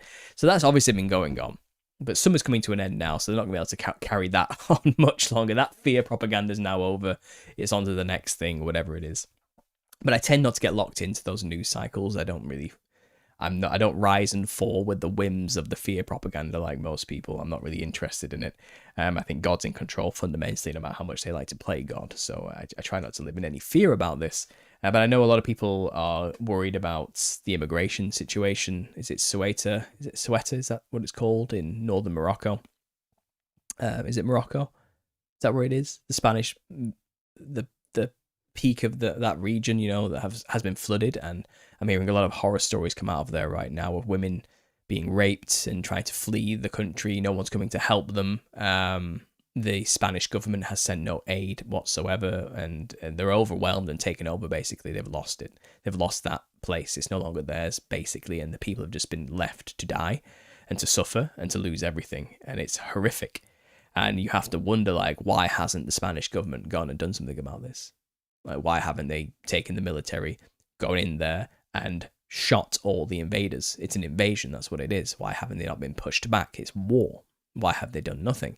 And I've heard people say this is punishment from Israel for the lack of support from Spain. And Israel has punished them by doing this to them on purpose. And obviously Spain, through fear of any further retribution, has decided to allow it to happen and not do any pushback whatsoever. I don't know. And obviously it's left to the people of that place to defend for themselves. So it's going to turn into anarchy, tyrannical vigilante anarchy, and they're outnumbered, so they're probably going to lose. I imagine that's what's going to happen, and it's going to be brutal and disgusting and horrible. But at the same time, I do understand there are long-term overarching agendas here to kick off a holy war, a third world war, that between the Christians, the political Zionists, and the Islamic world. And I feel like this could be a powder keg moment where they are going to make the whole world watch Islam destroy a Christian nation or a part of a Christian nation, while also knowing that this is because Israel's instigated this as control methods against Spain, just to piss off the Christians enough to rise back and do something about it and get involved in the war, take back their countries from the evil Muslim hordes, and then to rise up and take the war to the Holy Lands, just like the Crusades, something similar, but more of a modern twist. And then to get to the Christian nations to that point, you have to piss them off a lot. And it seems like this event is one of those, let's piss them off even more and get them all riled up even more. So there is that too. So it's kind of, why is nothing being done about it? Because it's the agenda to do nothing about it, to get the people pissed off enough to do something about it themselves. And that's when you see countries taken back and the Christendom re-established. But what you have now is Christian nationalism, a militarized Christianity, prepared and ready to go to war for that final Third World War between all the religious, monotheistic religions in the Middle East. And once that bloody war has exhausted everybody, that's when everyone will look for a new solution, a new way, and everyone will be disillusioned with that kind of worldview. Look what Christianity and God has brought to us. It's brought us this bloody war that's killed everybody, and it's terrible. We need something new. And as Albert Pike wrote in his letter and his plan, that's when we introduce the guiding light of Lucifer as the new religion. So, but to get there, they need this war first. And I'm just seeing everything I'm seeing playing on the world stage. I've said this many times on my channel, and I've mapped it out, why I think this, and how it is playing out like the script. I just know everything I'm watching is just this build up. It's just to make us snap back and create a Christian nationalist Europe in order to be a real active militarized body that can take part in this future war. But we will need to believe that we have won, and it was justified, and we are the righteous ones, and that we are the hand of God working in the world, and that we won, we pushed back, we didn't let the EU and their agendas take over, we didn't let them make us no longer a minority in our own countries. We didn't let them take our homelands from us and invade and make these third world people remove us. We didn't let any of that happen. We beat them. We beat the bad guys. And only then, when you're in that false sense of we won, can you be manipulated. That's what it is. But they're going to give us that victory. I think they are. I think we're going to win. We're going to win. We're going to take back our nations and all the rest of it. That's why they release movies like Citizen Vigilante and then promote it through all the mainstream medias and in all the, sorry, mainstream, but in the underground medias and the social medias, because they're trying to get that attitude into the heads of people. They want Europe to rise up and push back and push the enemy out. They want all of that. They've done it on purpose. And once we win and take back all our nations, we'll be galvanized and militarized enough to go and take the fight to them. That's perfect. That's exactly what they want. And they're happy to make us think we won to get there. They don't care. They have created boogeymen and fall guys. They've created villains to be defeated. They've created all of it. It's a script. It's a narrative. The hero's journey, we're all on it, and they're going to make sure we fulfill our hero's journey before going to the final great battle. They don't care. They've set up people to fall, corrupt governments to fall, European unions and World Economic Forum supervillains to fall. They've set them all up, and we're going to beat them. But that's the point. We're supposed to, and that's the long con. And I'm not trying to be defeatist here. I'm not trying to put people's efforts down who sincerely are just trying to help stop their daughters from being raped and the rest of it. I get it. Yeah, of course. You're justified in feeling anger and wanting to do something about it. And we should still do something about it. Absolutely, because it can't go on the way it is. But do not lose sight of the further long-term agenda at play here. Do not fall into their pits along the way. Maybe we can take back our countries, win, and not fall for the final step, which they tried to get us to, and say, we're not taking part in your wars, we know what you did, and we know what your agenda is. Maybe we can do that instead. But unless there's a mass true awakening to that long-term thinking, we're going to struggle. We're going to struggle, because a lot of people are very angry and pissed off, and when you're angry, you make bad decisions. And that's ideally where they're getting us to, I don't know. I know that's a real big fear right now. I do. I know that's on a lot of people's minds. And I don't have any major solutions other than observations, unfortunately. I really don't. What are the invaders arguing about? Jesus is not God and you must respect the warlord, pedophile, schizo guy or else. Well, yeah, obviously, and that's wrong, and we should push back against that and say, not in my country, absolutely. But you need to remember there's a long-term agenda here, and it's to make a Christian nationalist West that will go to war in the Middle East with a religious fervor. Okay? We've been too heavily indoctrinated with socialism, communism, and atheism for too long, but that was the point. That's actually in the plan. We will unleash the nihilists and the atheists and keep the boot on Christianity and keep it down until the time in which we need to have a war between the political Zionists and the Islamic world and the Christian nations. And then we will unleash Christianity to push back against the things we released onto them. And then once Christianity has established a foothold in its homelands again with this nationalist version, this militarized version, we can then send them to war. That's the plan. And we've seen it all happen, and we're in the end stages of that plan. We're about to be unrestrained and take back our nations. That's what's coming next. And it's by the book. It's by the letter. Word for word. Don't lose sight of that. Don't be short-sighted. Don't be so myopic. And understand this is a long-term agenda, hundreds of years in the making, and they have a step-by-step plan here. And I can't be ignorant. I can't just ignore it because I too don't want to see Islam take over my country, which I don't. You know, I can't just ignore this long-term idea either. We need to get Islam out and not fall for the Zionist agenda behind it and the Freemasonic Luciferian agenda behind it. We can't do both. We need to be smart. We need to get a grip on this.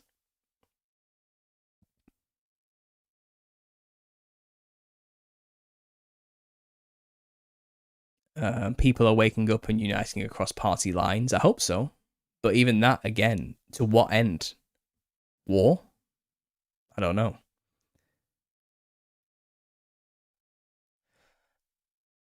Maybe panic is the wrong word, but it feels like they had to run their plan faster than would be ideal. I'm not saying they haven't made mistakes and they're not sloppy. Just because they have agendas and plans does not mean they have to come to fruition. I'm not like a defeatist. I'm not saying, oh, well, that's their agenda, so that's what's going to happen. No. No. It doesn't. They're just people who make mistakes. They might have some supernatural help and some demonic help behind them, but it doesn't mean they don't make mistakes. They're not omnipotent. They can't see everything all the time, and they can't. You know, as much foresight as they have, it doesn't mean that they're just going to win just because they say they are. Absolutely not. I'm not saying that. They lose by us not being ignorant of their plan. And yes, they make mistakes, they get sloppy, they go too fast, they overplay their hands sometimes, and their agenda gets set back a few decades or a few years or months, depending on how reactive and how wise we are to it. And I don't think they're opposed to waiting another generation to try and start again and start the indoctrination cycle again. But that's the conflict between good and evil. We need to always be pushing back. And we win. Good is better. Good is stronger. We are wiser. They are weak. They are distanced from the source of God, and God is on our side. So no fear on this. We just have to be wise. That's all I really see it as.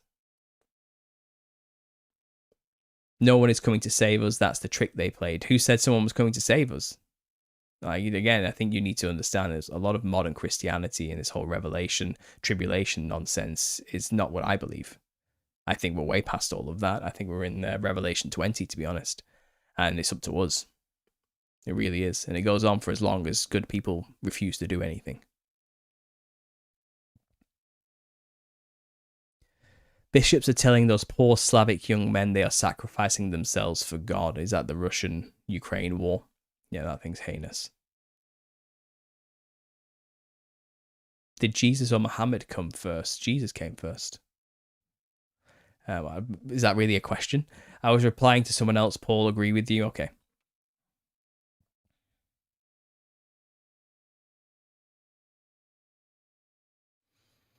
Interesting take. So are you basically a doomer? Okay, is that talking to Giant Tree?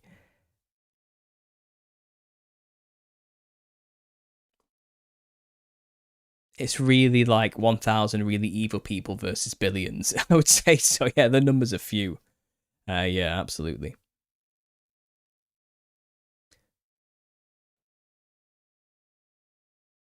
Muhammad came way after Jesus, like way out 700 years after Jesus, I think, wasn't it? It was like 700 AD or something like that. 400, 700 AD. Am I getting that wrong? Yeah, Muhammad is a false prophet who was a pedophile and a warlord and worshipped a moon god called Allah and was visited by a demon who basically gave him schizophrenia. He was an extremely troubled man having vicious nightmares and screaming all the time. He's a desert warlord who created a cult of Muhammad, feigning a link or relation anyway to Christendom, which he doesn't have at all. His claim is false. So, yeah. Don't believe any of that.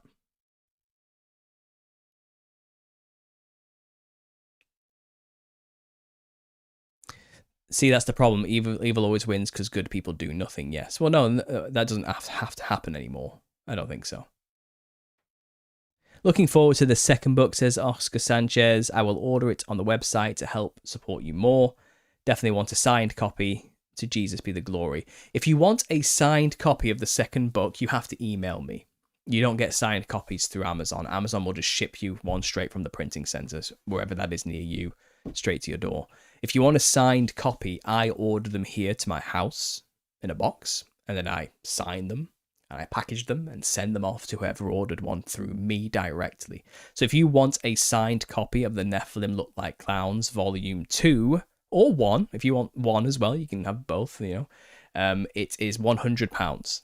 That's the cost, only because shipping and tax to America is ridiculous. If you're in the UK, I'll do it for 60. Okay, but that's the difference. I'm talking in price here to ship to America, and for me to make any money and profit off the print costs as well and the shipping costs to myself. So if you're in the UK, I can do a signed copy for £60. But if you're in America or outside of the UK, it's going to have to be £100. That's not dollars, that's pounds sterling. And just email me at understandingconspiracy@gmail.com, and I can do that for you. I already have about 19 people who have pre-ordered a signed copy of the second volume. And as soon as it's published, I can order my author copies. They'll come to my house within like a week, and then I'll sign them and send them off all over to those 19 people who have already ordered one. But if you would like a signed copy, email me at understandingconspiracy@gmail.com, and you can get yourself on that list of people who have pre-ordered for a signed copy. So that's my offer currently. And I've been completely honest with you, that's the price. I can't change it really, or I'm going to be losing money. That's how it works. Yeah. They kidnap men in Ukraine, and all the children and women are now in foreign lands. I'm not saying Russia is the good side, but it's sickening how people treat this as a sports game. Yeah, it's disgusting. The whole thing is disgusting. It's brother against brother. It's no different than what happened in World War II and World War I. It's making we as a people weaker while they get stronger and invade and take over. They are destroying the good, solid Christian foundation countries and the good men who would stand up for Christian values. They're making us kill each other in wars that we have no part in taking, really. And yeah, it's horrible. What's your opinion about people saying Christianity came from Zoroastrianism? I think they're full of shit. I think it's a lie, and that makes no sense. We don't worship the fire like they do. There may be similarities in terms of monotheism, but it doesn't mean it's the same God. I don't think it comes from Zoroastrianism at all.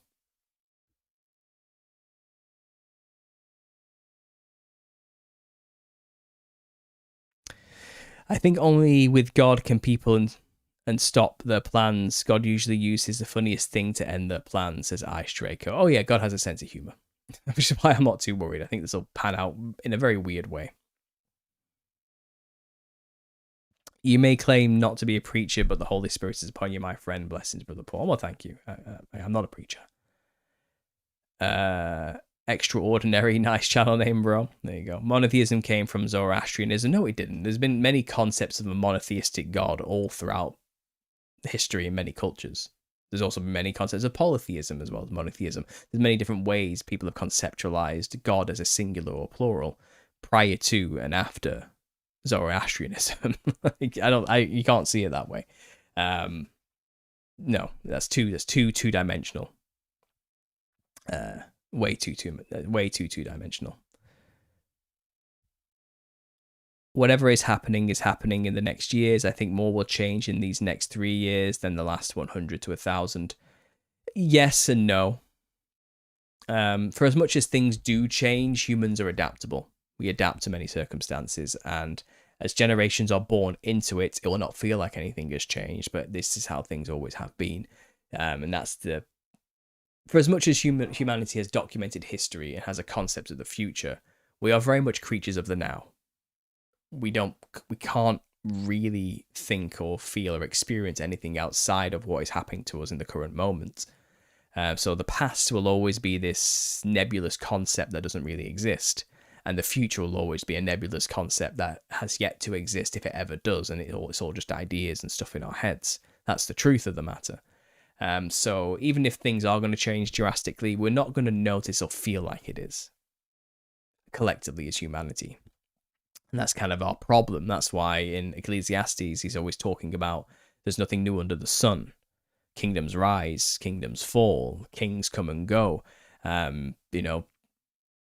Humanity is born, he works, he dies, and he labours under the sun, and ultimately it's all for naught, and he's only forgotten about 100 years later anyway. Any legacy that you build will be forgotten. Eventually, nothing lasts forever. Everything is sand through the fingers. It's all ephemeral. It's all temporary.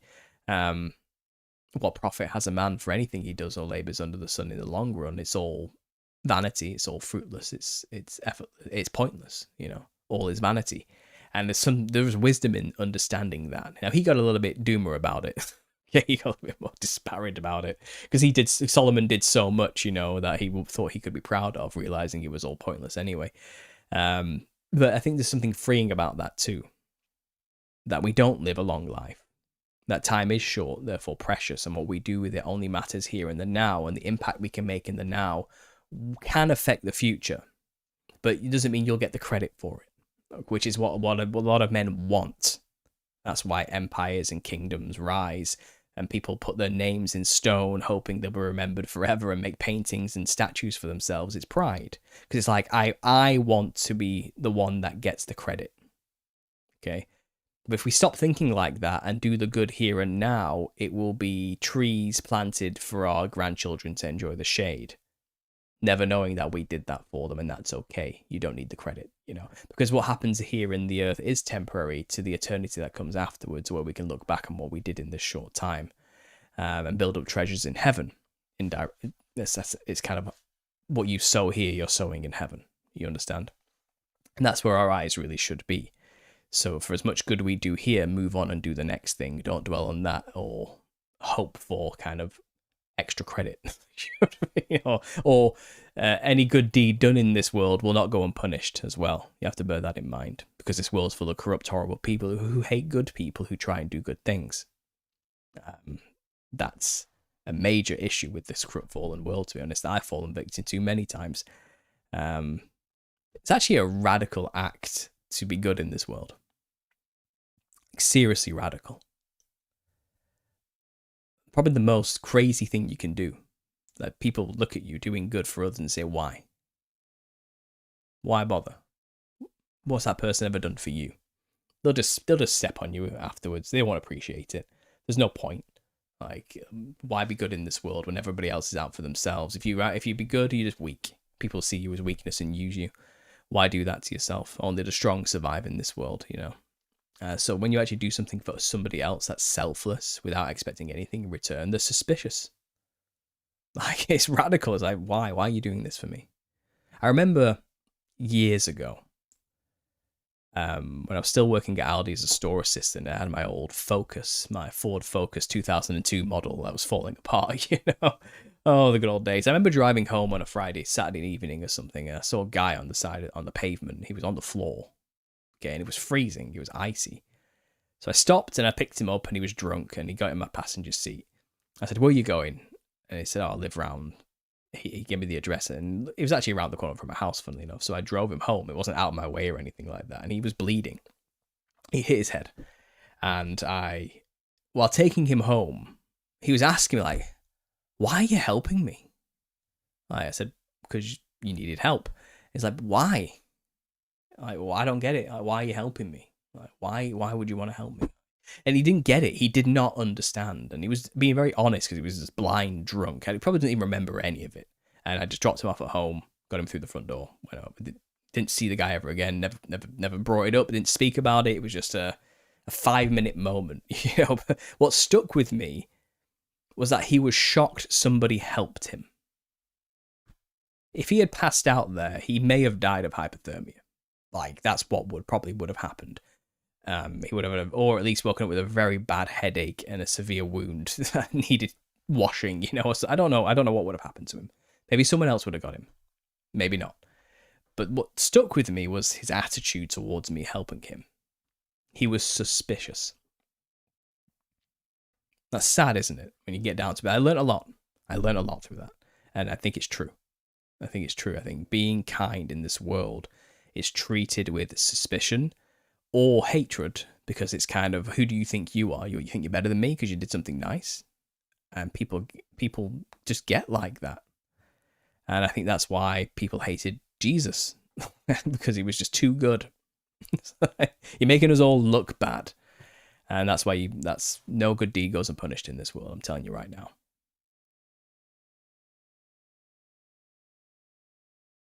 In fact, there was a study recently. That's a point. It reminded me. I was telling my wife about it. And I don't know what the study is, but I know this did happen recently. It's current research that somebody did a test, all right? And the results were sad. And I don't know the exact layout of how the test worked, but I'm going to give you a rundown from my memory here, vague memory. Okay, it's something like what I'm describing. There's probably more intricate details, but a group of people, like 100 people, let's say 100 people, and they were all in a position where they were all given a briefcase full of money, a lot of money, and they were told, that's your money, okay? But the person in the room next to you, and maybe there was a camera that showed all the other 99 other people with their briefcase of money. Okay, maybe there was. And they could see everybody who also had this money, just like them. And they were told, everyone was told, you can choose somebody, right? And all their money will be taken from them and burned in front of them, all right? But the consequence is you will lose your money as well. That's basically the premise of the test. 60% of the people chose to burn somebody else's money. 60% of people were happy to watch other people lose everything at the expense of them also losing everything, just for the pleasure and the joy of watching somebody else lose everything. There's no benefit to them whatsoever to make the choice to make other people lose their money. There was no benefit of doing that, only loss. Like, the only gain they got was the self-satisfaction of watching somebody else suffer. And 60% of the people who took part in that study chose to make somebody else lose everything at their own expense. That's what we're up against in the world. Those people are around us. 6 out of 10 people in the room with you at work will do that to you. They will want to watch you suffer. Just to watch you suffer, because they just hate. They just don't like people. They don't like seeing people succeed. They don't want to see it. They want to see you lose everything. They are happier and gain joy from watching other people fail than from bringing themselves up and succeeding themselves. They don't want to succeed themselves. They just want to watch other people lose. That's the world we actually exist in. That's what the results of the study were. That's what people are 60% of the time. That's scary. That's really scary. The result of that is just a basic test, you know. And people will, through no benefit of their own, take everything from you just to watch you suffer. Like, think about that. Just think about that, all right? That's why I'm saying being kind in this world is radical.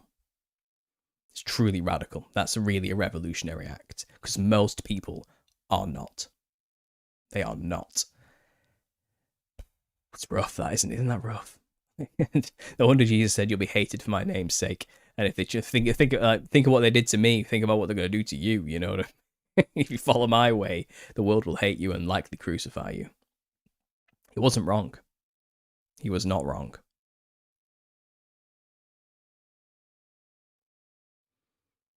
maybe you should be a preacher. No, I'm just not. I'm not into it. People will put down others, gossip, etc. Yeah, I think we could make them. Uh,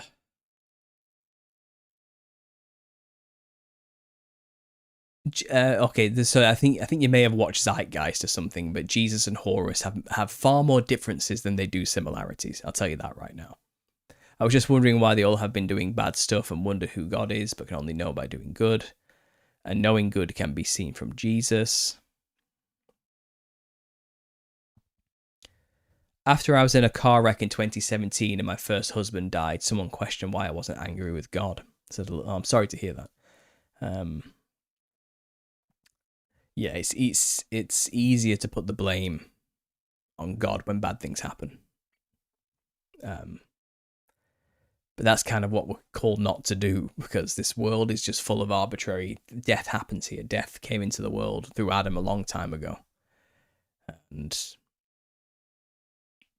that's the consequence of sin. Unfortunately, I'm not saying your husband sinned and deserved to die. It's just more of a case of humanity has taken it upon themselves to build machines of warfare and travel, and the consequence of having these machines that push against nature and make us go against our limitations beyond what we're capable of, that brute force us through burning fuels and moving churning pistons and metals to move at high speeds in metal boxes.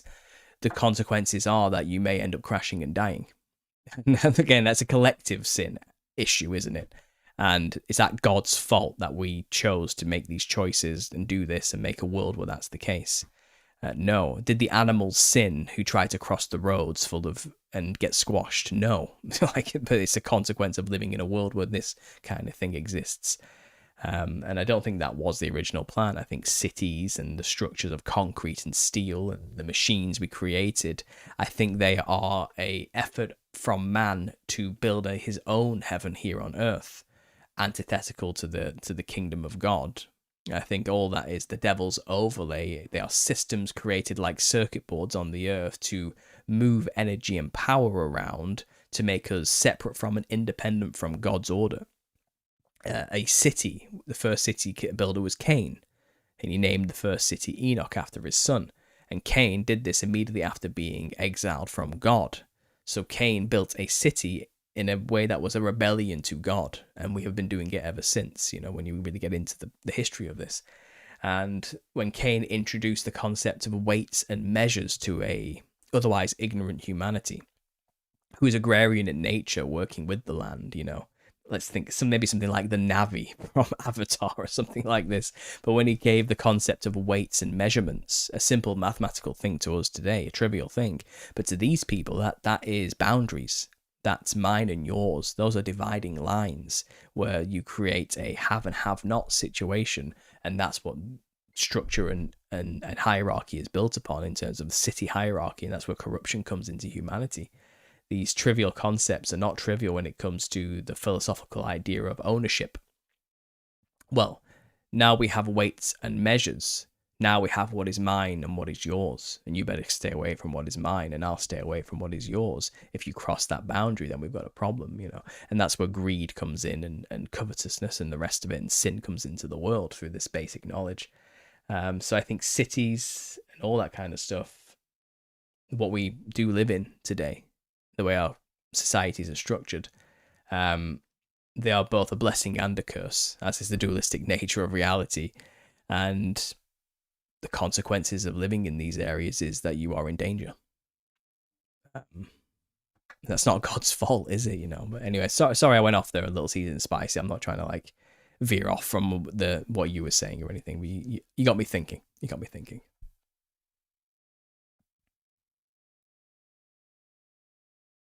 Florida East Coast here. Good morning, Patricia. Good to see you.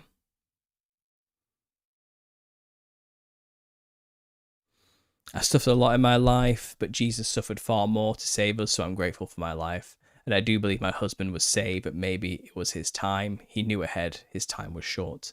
Okay, well, there we go. I personally think we are put here to take care of the planet and animals. That's why we're on the garden, I think. Yeah, what I'm saying, that's I think cities are just one example of how humanity tries to fight nature, push back against nature, and subdue nature in a real, brutal way. But there are examples of cultures and societies who built with nature and around nature and worked with nature and built wonderful places, which could be akin to something like a city, but it's different, you know. I don't think all of it's bad. Some places are Edens, some places are paved parking lots. You know what I mean? A paved paradise. There's many ways it can go, and I think again, we as people, it's up to us to decide which way we're going to go at any moment. Money is fake, sure is. Sick psycho experiment considering who's behind that evil. They get the results they want. Some say all of psychology is a psyop. Label, then medicate. Okay, that sounds personal, but I tend to agree. God wants humans to have dominion of the earth and the fullness thereof, which means to take care of and make sure it all flourishes. Exactly. So you can either subdue the earth and destroy all of its resources and reshape them in your own image, or you can subdue the earth, work with the earth, tend to the garden, and accentuate its features into something beautiful and prune and trim and make it so it's at its best. And we live with it, in harmony with it, and gain abundance from it. There's many ways you can go about subduing the earth. There's a positive and negative way of doing it. And I think this is the difference between Seth's lineage and Cain's lineage before the flood. Cain was building cities and empires and erecting pyramids by utilizing resources and destroying forests and the rest of it and mining. And the Seth lineage was working with the land, more agrarian, and raising animals and caring for them, and not building cities, but communistic communities, I guess, in a sense, you know, more in harmony with the nature. But then by the final generation of Noah, they'd all become corrupt, and the cities took over and destroyed, and like a cancer, you know, and it became this horrible place to live. And then after the flood, we've slowly been on the journey of making it happen again. That's basically it. And we know how horrible and brutal cities can be. We do. The iron jungles, the concrete jungles as we call them.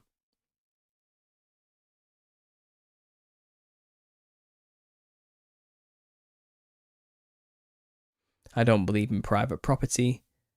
I have my private space, but it's fake. It's oppression. That's one way to view it. So private property shouldn't be allowed. I'm not against that. I think there's something to be said for everyone having their own private space. I can believe that. And I think there's something to be said for a man being able to enjoy the sweat of his own brow, you know, and rightfully what is his. I think you can have that. I think God gave land to people. That did happen, you know. And Canaan was promised to Israel, and they went forth and took what was theirs, you know. Well, there's a lot to be said about that, but yeah, you understand that at least the idea was there that would happen. And, you know, Abraham was promised that he would have a multitude of nations under him, you know, through his lineages and his progeny. And I think there are countries and people and nations, I think they do exist. And there are borders, there are boundaries that God is okay with there being. I think there's a bastardized version of that happens a lot, though, where it becomes corrupt through man's greed and pride that seeps in, and then it becomes a point where you're not respecting that those boundaries that were given to you, that property was given to you by God, and he can equally take it away at any moment, you know. And I think when usury and corruption and the idea of consumption comes in, which materialism is a major problem for us today, we've gone away from the righteous way of doing it into the corrupt way of doing it, and it's only a matter of time before judgment comes upon that kind of nation.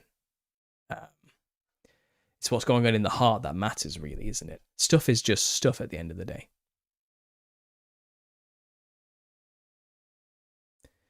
Do you think that clown can communicate with people telepathically? No, clowns are just men who dress up in costumes. I think the disembodied spirits of the Nephilim can communicate with people telepathically. They can embody people and communicate through them. They can whisper thoughts into their ears that they think are their own. They can communicate, yes, but they're just disembodied. I think so. I think they primarily communicate with people through either channeling or through other means like an Ouija board or possibly even AI, which is just a modern day version of an Ouija board, really. Yeah.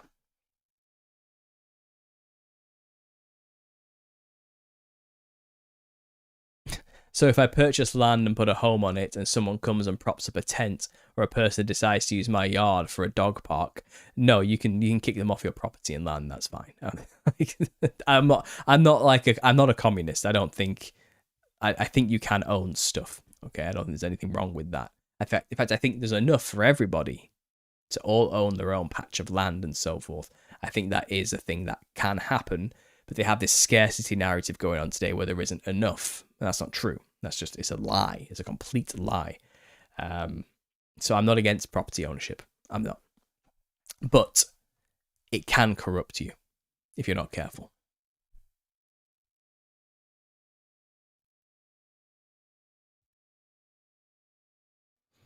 Yeah, we're stewards of private property. I don't think there's anything wrong with it.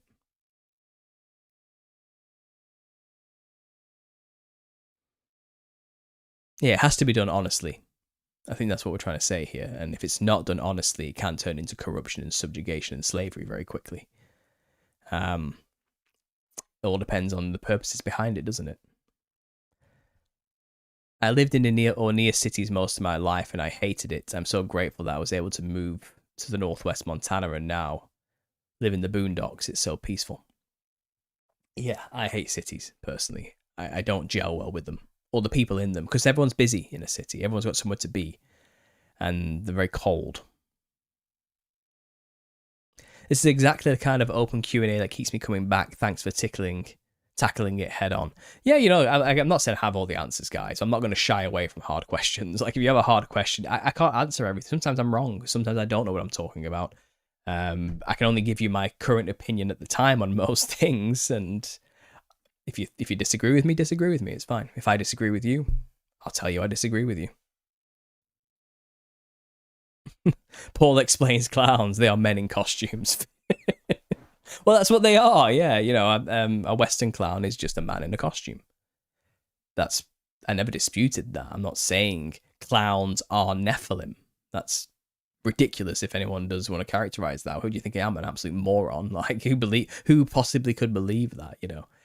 What I'm saying is the costume of a clown is a caricature of Nephilim features.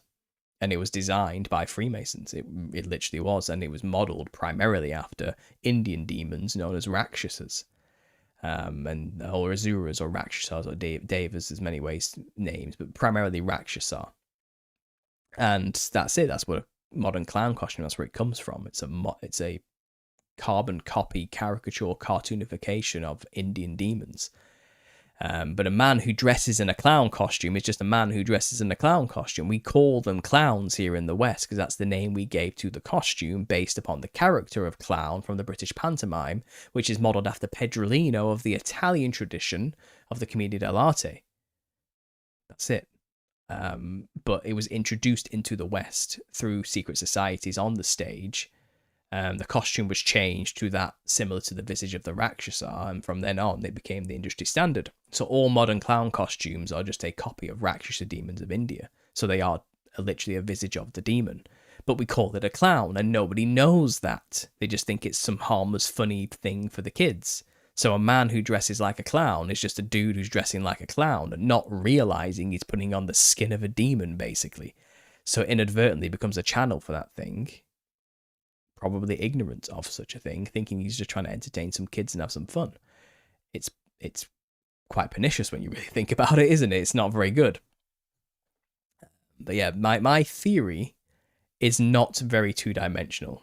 There's 4 dimensions to it. There's biblical history, there's the anthropological study of ancestor spirit worship, there's the literal history of the costume of a clown, and then there's the modern day representations of the clown being used in the media for the purpose of opening up more channels. So that's what the 2 book series is about. The first book is about biblical history and the history of the clown. The second book is about anthropological studies of ancestor spirit worship and modern day uses of the costume in the West for channeling purposes. And that's the whole series. That's the whole body of work in a 2-book volume, which is coming out on the 28th. The final volume, the final book. Phew, had me worried there for a minute. Okay.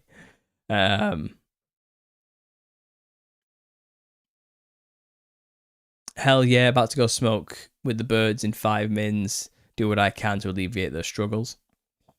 I'm not sure what you just said there. Smoke with the birds? Did I miss something? The scripture, though, says God works together all things for good, and those who love him. It also says for someone, he made instruments of mercy and suffered destruction. If someone was always going to reject God, regardless of whatever evidence or circumstances, God would likely not even bother with giving them the gospel. That's just my thoughts, but regardless, I also think you probably will resurrect until you have sufficient knowledge to make a conscious decision. But that's a whole topic and a whole thing. I build a case using Enoch. Yeah, look, I understand what you're saying, but most people who are Christians will probably look at you and say, blasphemer, reincarnation is not biblical. How dare you say such a thing, you horrible person. Don't talk to me ever again. I'm not one of those people. I know where you're coming from, Giant Tree. I get what you're saying.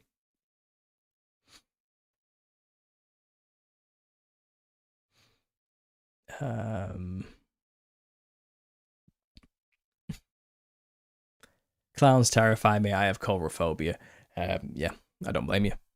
I don't really. I'm not really scared of clowns, but I get it. I do understand. I've wrote about it in the second book, the science behind all of it and all this research behind it.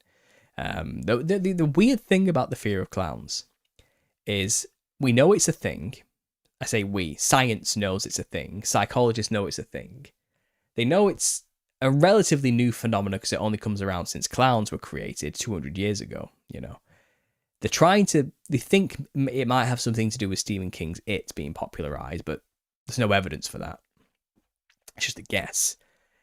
We know people are scared of clowns. It's actually one of the largest fears in the West. For some weird reason, it's up there with like heights and spiders and falling and reasonable things to be scared of, you know, like not even irrational fears, but a proper fear, you know. Clowns are up there. But when you look at all the studies and the conclusions are always, we know these features elicit the disgust and fear response in people, but we don't know why. They have no reason to understand why, when these features are put together, it scares people. We don't know the reasoning behind it. We have ideas, such as the uncanny valley effect, the white skin being indicative of disease, and that is a natural repulsion for people to stay away from diseased things. It's possible they learnt the fear through family members who taught them to be scared of these features, but fundamentally they don't know why these features specifically cause a fear response. They have no idea. They have no logical reason for it. There's nothing that is indicative of it being normal at all. Like I said, well, maybe the fact that the makeup makes people not be able to read their emotions, and that makes people feel uneasy. But again, we don't know why. We just know it does. They don't have a scientific conclusion as to why people are scared of clowns, just that they are. That's all the studies can ever reveal. And we have some guesses, but nothing's conclusive. So it's really interesting. So my theory comes in, well, maybe it's genetic for a reason. Maybe it's kind of ingrained into our DNA to have a natural repulsion to those features when combined together, because we were literally being eaten by them. We were prey. We had a predator above us, which we're not used to today. So when we see those features manifest, it's this deep-rooted core DNA response to run. You're going to get eaten, you know, and that's why people get this fear overwhelming them, and they don't know why. Maybe it's because we were eaten. They were a natural predator at some point, and the Book of Enoch is correct, and we were being eaten by giants who looked like this. Maybe that's the case. That's just my theory. We don't know. Who does? Even the scientists don't know. If they don't know, anybody's allowed to guess. Let me have mine. It's not like they have an answer. So there you go. I put that in the book anyway. It's in the book. I just recently quit smoking cigarettes earlier this week. Well, good for you, Little Season of Spicy. Good for you. $100 trillion in unfunded liabilities in the US. Get ready for market collapse. The entire West. Oh, I've been waiting for the collapse for ages. I hope it does. Honestly, I'm sick of it. I think it's about bloody time the damn thing collapsed. And maybe houses will be affordable again, eh? Who knows? We need a reset. We need a collapse. I'm not on the side of the controls. I don't want them to take over. But with the way it's going, there should have been a debt jubilee or something. There should have been something that happened.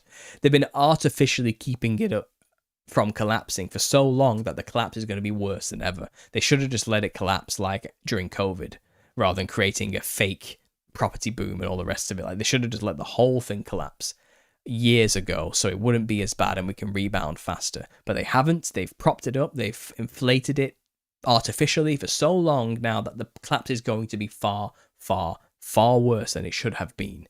So let's just let it happen. Let's get it over with. That's what I have to say now. I'm sick of it.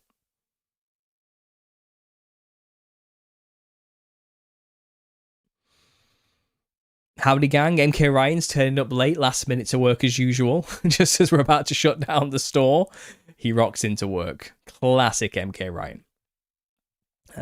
It's alright, we haven't had to do any moderating today. It's been a good show. I haven't had to ban anyone or boot anyone.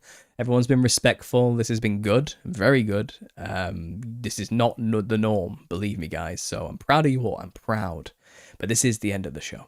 I'm at 2 hours, so I'm going to have to get going, guys. I'm going to have a bit bite to eat. I'll get a drink and do some audiobook reading. If you guys are interested, I have posted 1 hour of the audiobook on Patreon.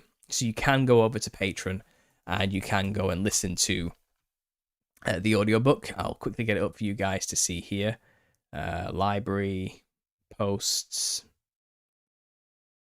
Sorry, it's taking forever to load. I apologize. 1 hour audiobook in progress. So this is what it looks like. If you want to go over to the channel, share the screen. This is it right now. So you can go and check it out. It's there on Patreon. 1 hour of the audiobook of the opening for chapter 1, not the introduction. This is just chapter 1. The introduction, I'm not bothered to share. You know, why would I? This is of the actual meat of the book. So the first hour is there. Chapter 1 is going to be 2 hours long. It's a big chapter. North America is full of it, you know. But I do cover the Northwest, the Northeast, the Central Plains, the Great Plains, and the Basin and the Plateau. And then obviously I'm going into Mexico now and south, the southern region of North America, and obviously we get into Mesoamerica as well. So that's what's coming next. But the first hour is here, and I'm just reading through this, chugging along, getting it all done. But I've shared with my patrons. If you're interested, you want to support me, go over to Patreon. Lots of extra stuff on there, and obviously I've just released a sneak peek of the audiobook. If you're interested, other than that, guys, if you want to support me, get yourself a copy of The Nephilim Look Like Clowns. You can find that on Amazon. Pre-order a digital copy if you want of the second book. That's on Amazon as well. Or if you want to wait till the 28th to get yourself a hardcover or a paperback of the second volume, you can get yourself one on the 28th. That's a Friday. I think it's the last Friday of the month, so it should be payday for a lot of people. So hopefully you've got no excuse. Go and get a copy and help me out as well and keep some food on the table for the wife and kids, you know. But other than that, guys, thanks for being here. Thanks for listening. And as always, God bless.